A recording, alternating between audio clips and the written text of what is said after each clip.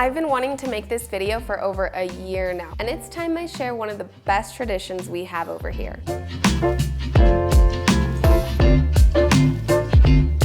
If there's one thing I absolutely love about the fall season in Ecuador that makes October like 10 times better than it already is, it's the Day of the Dead celebration. Every year on November 2nd, Ecuador celebrates the Day of the Dead by showing off their pre-colonial indigenous customs and Spanish colonial influence. This holiday, as many are familiar with, is a celebration of life with festivities, friends, family, and of course, food. The #1 food celebrated all over the country, mainly during the month of October leading up to November 2nd, is the Colada Morada and guaguas de pan.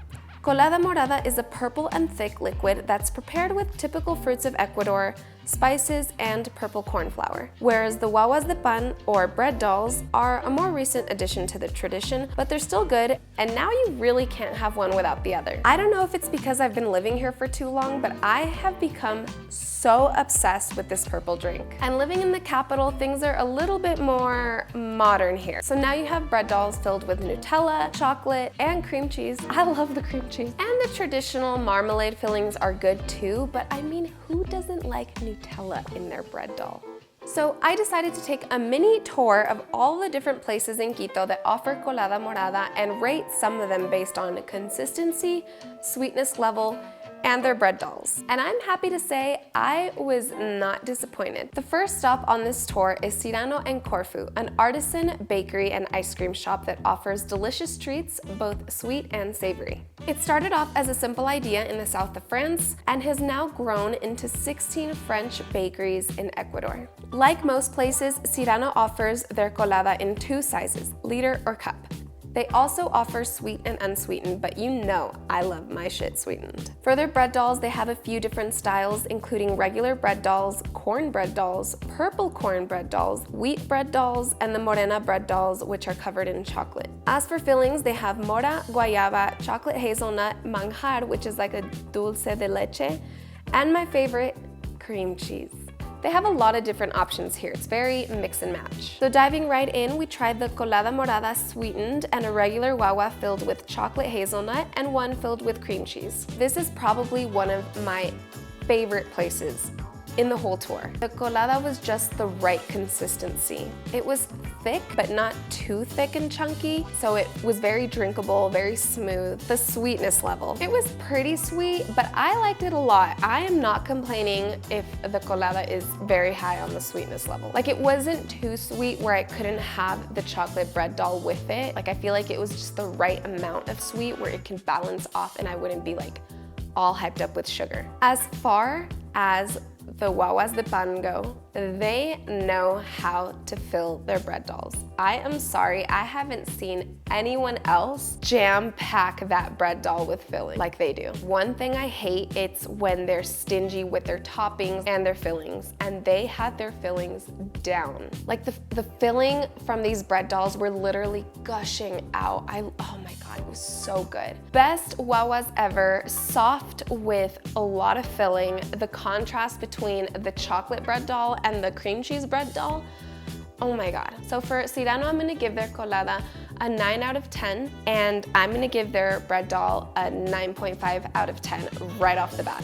It's a pretty high standard. The next stop on the tour was the Banificadora Ambatto, another family-owned chain bakery and cafe with over 40 locations that now offers fresh baked goods and breakfast. Now, I'm not sure if they make their own colada like Serano does, but I want to assume that they don't.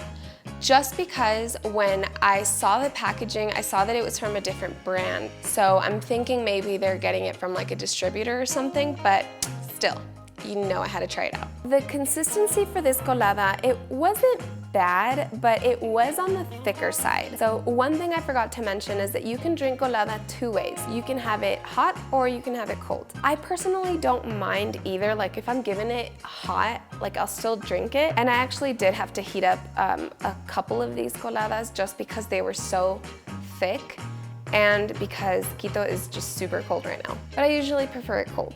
So this colada was definitely thicker. I did have to warm it up a bit just to kind of get it going. And it was also pretty chunky. Like, colada has pieces of fruit in it. That's like the traditional, every single recipe you come across is gonna have it.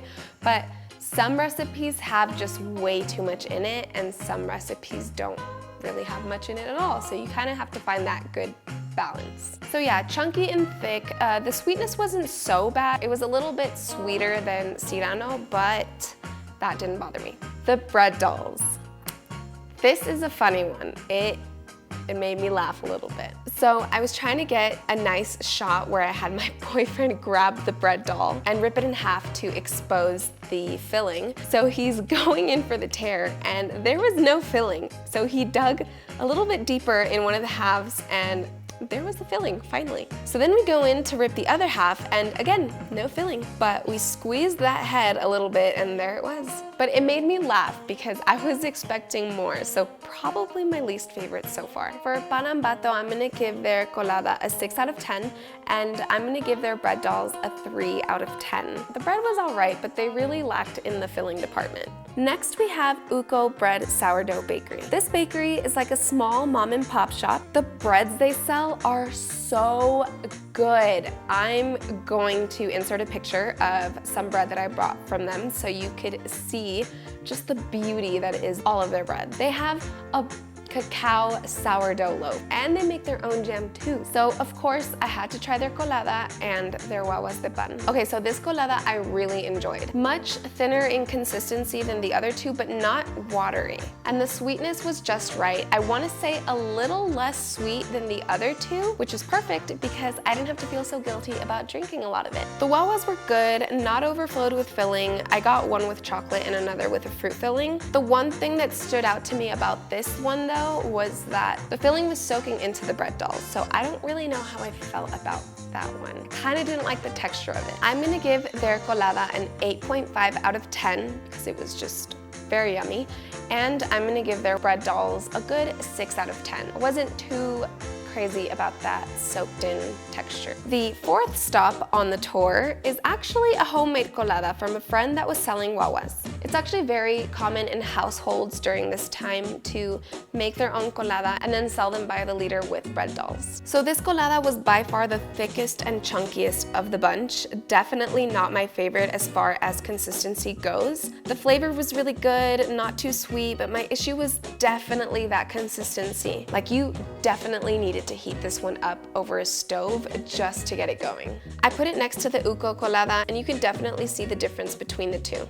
Another thing I wasn't really a fan of was the overuse of cloves. Now cloves are a common ingredient in the colada recipe, but this is the first time I actually tasted it too much. I kept having to spit pieces of it out. And on top of it, it was too thick, so I couldn't really drink it that well, and it was just complicated. The guaguas were good as far as like the bread and the decoration. They didn't really have fillings. We kind of had to compensate on our own with like our own fillings. I'm gonna give this colada a 5 out of 10.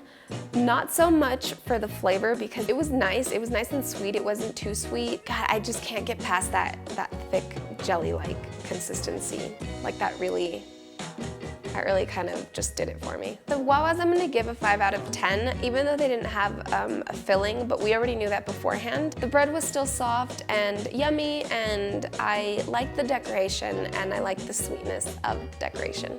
Last but not least on our Colada Morada tour is Maria la Panaderia. What can I say about this place? If you wanna eat an excellent brunch with everything 100% made in-house, I'm talking homemade bread, homemade sauces, homemade smoked maple bacon, and fresh produce that's grown in their own garden, then this is the place. This is the place where you go and you brunch. Everything I've tried there is absolutely zero complaints. The only thing I would say about this place is that it does take a little while for the food to come out, so you probably don't want to go if you're like hangry, but I promise when that food comes out, all the hangry that you had just goes right out the door. I saved this place for last because I was definitely hyping myself up for a long time over their Colada Morada and their guaguas de pan. They're the cutest little decorated bread dolls I think I've ever seen. So this colada was the perfect consistency, slightly thinner than Uco, minimal fruit chunks, which was a little bit of a bummer, but at the same time, kind of great because I was able to drink it so smoothly. The sweetness. Now, this is where this colada stands out specifically out of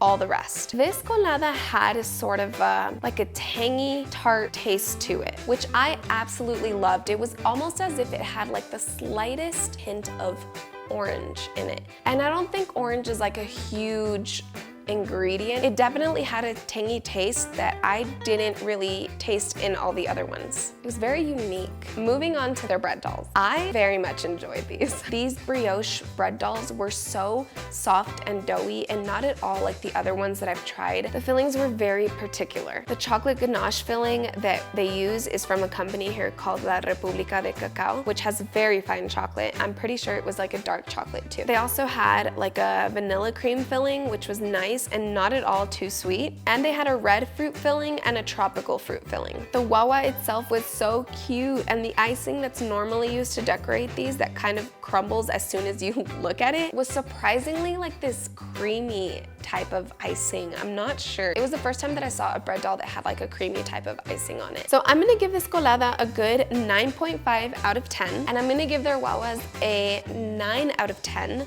because that brioche bread was just so good and the fillings were very unique. They weren't overflowing, but I definitely enjoyed them. In conclusion, in the Colada Morada category, we have in 5th place, we have the homemade colada with a 5 out of 10. Again, the consistency on that one was not the best, but flavor-wise, it was still nice and sweet. In 4th place, we have the Banificadora Ambatto colada with a 6 out of 10. It was thick and smooth, but it was just a little too sweet. In 3rd place, we have the Uco Bread colada with an 8.5 out of 10. In 2nd place, we have the Serano and Corfu colada with a solid 9 out of 10. Consistency was nice and smooth, right amount of fruit chunks, and just the right amount of sweet.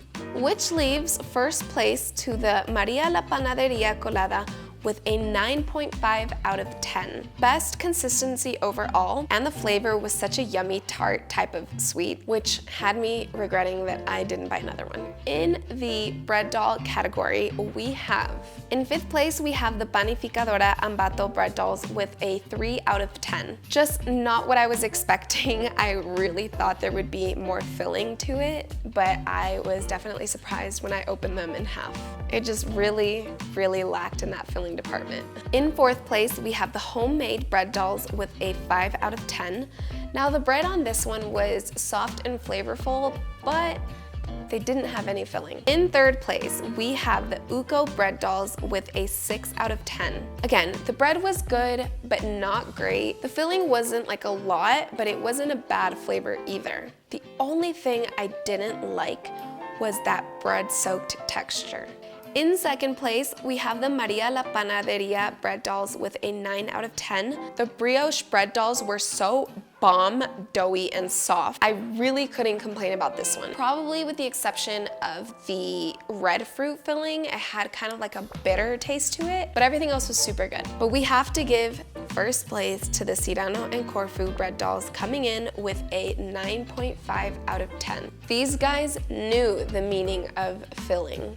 They packed their bread dolls with the perfect amount of filling, especially their chocolate hazelnut and their cream cheese filling. This is the place that I believe had the most variety in their bread dolls, so I definitely think that they deserve 1st place. There you have it, guys. That is my small mini tour of some of the Colada Moradas and the Wawas de Pan that we have here in Quito. I hope you guys enjoyed this video. If you liked it, give it a thumbs up, and if you're new to this channel, hit that subscribe button. I'll see you in the next video.